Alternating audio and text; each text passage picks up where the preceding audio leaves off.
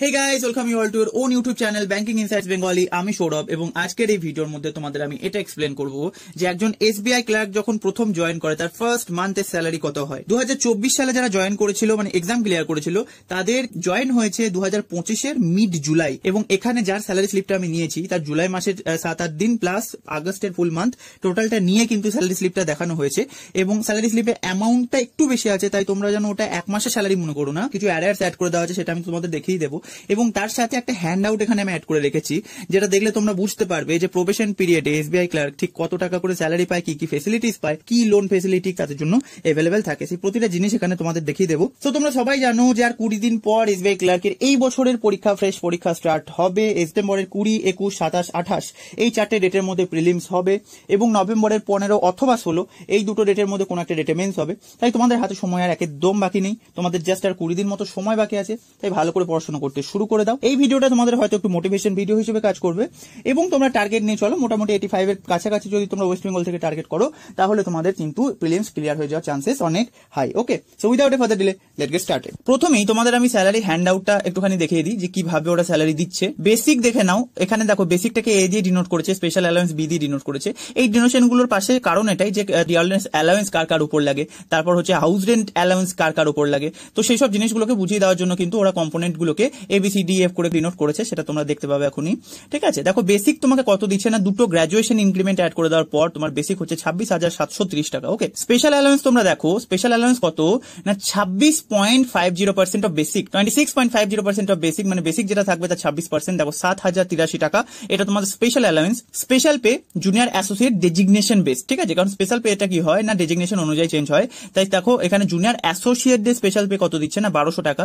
Transport allowance দিচ্ছে 850 টাকা এবং ডিয়ারনেস অ্যালাউন্স কত না 21.13% অন ABCD, মানে basic, special allowance, special pay এবং ট্রান্সপোর্ট অ্যালাউন্স এই সবগুলো অ্যাড করার পর তার 21.13% কিন্তু তোমাদের কি হয় না ডিএ হয় এবং তার অ্যামাউন্ট কত দাঁড়াচ্ছে না 7,577 টাকা। ঠিক আছে, তারপর তোমরা দেখো এচআরএ হাউস রেন্ট অ্যালাউন্স কত না 10.25% অন A+C, মানে বেসিক এবং স্পেশাল পে এই দুটোকে যোগ করে তোমার যেটা হবে তার 10.25% এর উপর কি পড়বে না এচআরএ পড়বে এবং তার অ্যামাউন্ট কত হচ্ছে না 2862 টাকা এবং টোটালটাকে তুমি যখন যোগ করছো তখন 46,304 টাকা কিন্তু তোমার অ্যাকচুয়াল গ্রস স্যালারি হচ্ছে। ওকে, এরপর দেখো এখানে কি কি তোমার ডিডাকশন হয় সেই জিনিসটা এখানে খুব সুন্দরভাবে লিখে দেওয়া আছে যে এমপ্লয়ীদেরকে কি করতে হবে না 10%, কার 10% না বেসিক পে, স্পেশাল পে এবং ডিয়ারনেস অ্যালাউন্স এই তিনটে কম্পোনেন্টকে অ্যাড করে 10% কিন্তু তোমাকে অ্যাকচুয়ালি কোথায় জমা করাতে হবে না তোমার এনপিএস এ জমা করাতে হবে। ঠিক আছে, এবং এসবিআই যেটা সব থেকে ভালো ব্যাপার সেটা হচ্ছে না ব্যাংক যে অ্যামাউন্টটা তোমার দাঁড়াবে তার 14% ডোনেট করবে। ঠিক আছে,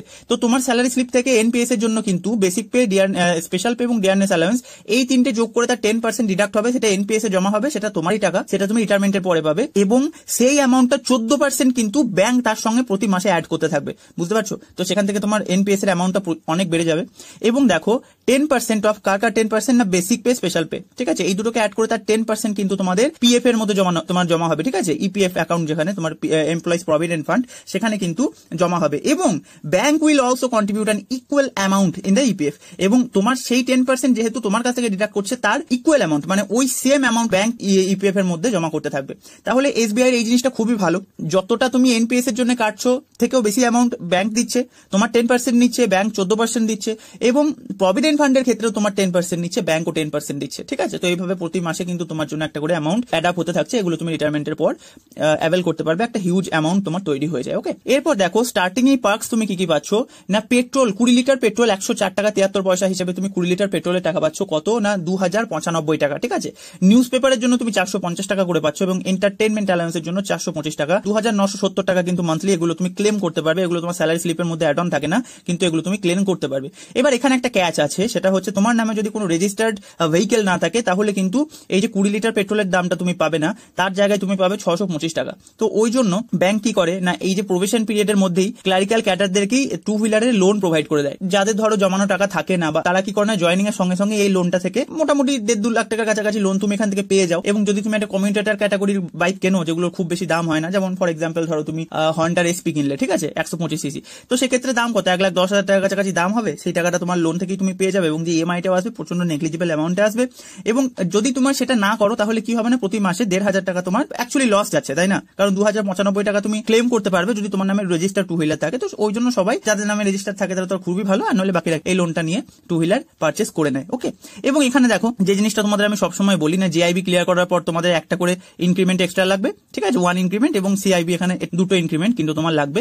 মেনলি 1 থেকে 1.5 বছরের মধ্যে অ্যাসপাইরেন্টটা কিন্তু এই দুটো এক্সাম ক্লিয়ার করে নেয়। তো সেখানে তোমার আরো এক্সট্রা 3টে ইনক্রিমেন্ট এবং 1 বছর কমপ্লিট হলে তার একটা ইনক্রিমেন্ট, টোটাল 4টে ইনক্রিমেন্ট কিন্তু এর সাথে অ্যাড হয়ে যাবে। তো অ্যামাউন্টটা তোমার খুব ভালো জায়গায় পৌঁছে যাবে। ওকে, তো এটা হলো তোমার স্যালারি হ্যান্ড আউট, এটা হচ্ছে প্রবেশন পিরিয়ডে তুমি এই টাকাটা পাবে। তোমাদের টু হুইলার লোন ফেসিলিটির ব্যাপারটা যদি আমি একটু এক্সপ্লেন করি, তাহলে দেখো এখানে তোমরা প্রথম 3 বছরের মধ্যে যদি টু হুইলারের লোন অ্যাভেল করো তাহলে তোমরা লোন পাচ্ছ 1.5 লাখ টাকা, ঠিক আছে। এবং যদি 3 বছরের পর তোমরা লোন নাও তাহলে পাবে তোমাদের অ্যামাউন্টটা ইনক্রিজ হয়ে 2 লাখ টাকা হয়ে যাবে। এবং তার ইন্টারেস্ট রেট কি থাকবে না, 5% সিম্পল ইন্টারেস্ট। ওকে, এবার আমি ধরে নিচ্ছি যে তোমরা কেউ তো 3 বছর ওয়েট করবে না, নিশ্চয়ই প্রথম 3 বছরের মধ্যেই নিয়ে নেবে। যদি নিতে হয় তাহলে তোমরা অ্যাকচুয়ালি 1.5 লাখ টাকার মধ্যে সিম্পল ইন্টারেস্টে লোন পাচ্ছ।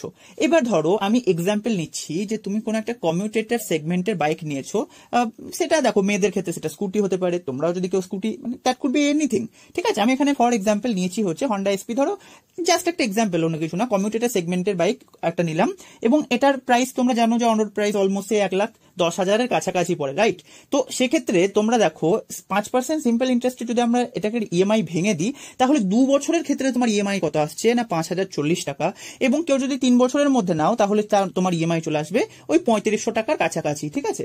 এবার কেউ যদি ওটাকে আবার 5 বছর পর্যন্ত ইনক্রিজ করতে যাও তাহলে তোমার যে টাকাটা তুমি পেট্রোল অ্যালাউন্স হিসেবে পাবে সেই সেম অ্যামাউন্টই তোমার ইএমআই এর মধ্যে চলে আসবে। মানে পেট্রোলের জন্য তুমি যে দামটা পাচ্ছ সেটাতেই তোমার ইএমআই হয়ে যাচ্ছে। তো ওই জন্য তোমরা দেখতে পাবে প্রবেশন পিরিয়ডের মধ্যে কিন্তু ম্যাক্সিমাম নাম্বার অফ এমপ্লয়িজ এই লোনটা হয় অ্যাভেল করে নেয় যদি তাদের নামে টু হুইলার রেজিস্টার্ড না থাকে। ওকে, সো এটা ছিল তোমাদের টু হুইলার লোনের ব্যাপারটা। এবং দেখো এবার একটা অ্যাকচুয়াল স্যালারি স্লিপ তোমাদের দেখাই। এই স্যালারি স্লিপটার মধ্যে তোমরা দেখতে পাবে যে অ্যাকচুয়ালি তুমি কিরকম ভাবে কত টাকা পাবে, ঠিক আছে। তো এটা দেখে নাও, তোমার বেসিক পে তো সেমই আছে, কত না 26,730 টাকা। দেখো অ্যারিয়ার বেসিক স্যালারি যেটা লেখা আছে না, এটা হচ্ছে যেহেতু এই জুলাই মাসের 23 তারিখে জয়েন করেছে, তো সেক্ষেত্রে জুলাই মাসের 7-8 দিনের স্যালারি প্লাস আগস্টের স্যালারি, ওই জন্য অ্যারিয়ার যেগুলো আছে এগুলো সব হচ্ছে তোমার জুলাই মাসের স্যালারি। ওকে, যেগুলো আমি বক্স দিয়ে ঘিরে দিয়েছি এগুলো সব জুলাই মাসের স্যালারি। তো দেখো এখান থেকে তোমরা ডিআরএস অ্যালাউন্স এখানে যেমন যেটা স্পেশাল পে হয়ে গেল, এইচআরএ হয়ে গেল, সব এই হ্যান্ড আউটে যেমন ছিল সেই সেম অ্যামাউন্টই কিন্তু এখানে আছে। ট্রান্সপোর্ট অ্যালাউন্স এখানে দেখো 850, প্রতিটা জিনিস যা ছিল সেইভাবেই আছে এবং তার পার্সেন্টেজ মানে 8 দিন হিসাব করে কিন্তু এই যে সবুজ বক্স যেগুলো, গ্রিন বক্স যেগুলো করে দিয়েছি এগুলো জুলাই মাসের অ্যাড আপ হতে হতে তোমার টোটাল অ্যামাউন্ট দাঁড়াচ্ছে 59,626 টাকা, ঠিক আছে। 59,000 প্রায় অলমোস্ট তোমার টাকা এখানে দাঁড়াচ্ছে। এবং ডিডাকশনের অ্যামাউন্ট এখানে লেখা নেই, যাই হোক, কিন্তু তোমার ডিডাকশন টোটাল কত হচ্ছে 4,356 টাকা এখানে ডিডাক্ট হয়ে তোমার টোটাল টেক হোম পে যেটা নেট পে এখানে 50,271 টাকা দেখাচ্ছে। কিন্তু এটা কি না জুলাই এবং আগস্টের অ্যাড আপ হওয়া স্যালারি। ধরে নাও যদি তোমার 1 মাসের স্যালারি কথা বলো তাহলে তুমি 43,000 টাকার কাছাকাছি কিন্তু তোমার নেট পে থাকে।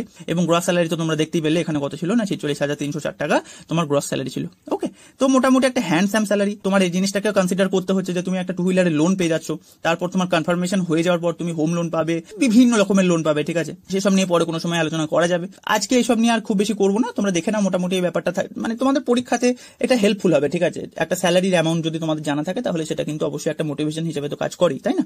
আজকের ভিডিও বেশি লম্বা করবো না, আজকের জন্য এতটাই। তোমরা যারা যারা টেলিগ্রাম চ্যানেলে জয়েন হয়ে নেই তারা টেলিগ্রাম চ্যানেলে জয়েন হয়ে যাও, লিংক আমি ডেসক্রিপশনের মধ্যে লিংক দিয়ে রাখবো। ওকে, থ্যাঙ্কস ফর ওয়াচিং। ভিডিওর কন্টেন্ট যদি ভালো লেগে থাকে তাহলে অবশ্যই চ্যানেলটাকে সাবস্ক্রাইব করে দিও।